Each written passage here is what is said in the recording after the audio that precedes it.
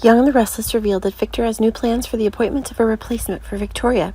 It was because Victoria Newman always seemed too complacent for her own good. She refuses to accept any donations from anyone, which makes Victor feel unsafe to hand all the responsibilities to her.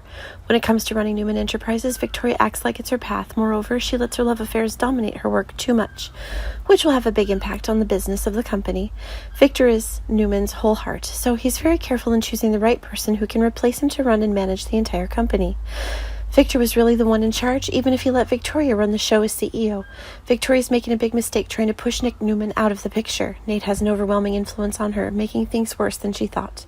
Although Victor often tries to step back and let Victoria decide for herself, that may not be possible for long.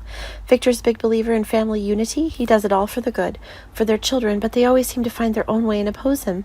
It can be seen that Victoria is also putting too much faith in Nate Hastings, who's proven that he's obsessed with power and is willing to bend quite low to get it. Victoria's forcing Nick to quit his job and making things harder for him during an already difficult time will continue to preoccupy Victor. Nate is a conspirator who doesn't have much experience in the company, so that could turn out to be a bad combination. Nate is behind the attack against Victoria. The only way to do that is for Victoria to be ousted from the throne, like she forced Nick out of his COO position. Sure, Victor will hold a family meeting to end his marriage soon. Most of the time, Victoria is Victor's golden child, but she can't push him too far if the conflict gets worse. Victor may decide that both Victoria and Nate will be terminated from Newman. Victoria will not be able to understand what's happening. Could open door for Nick or even Adam Newman to eventually win the Newman CEO seat. Adam could always let someone else run McCall Unlimited if Victor called him to replace Victoria.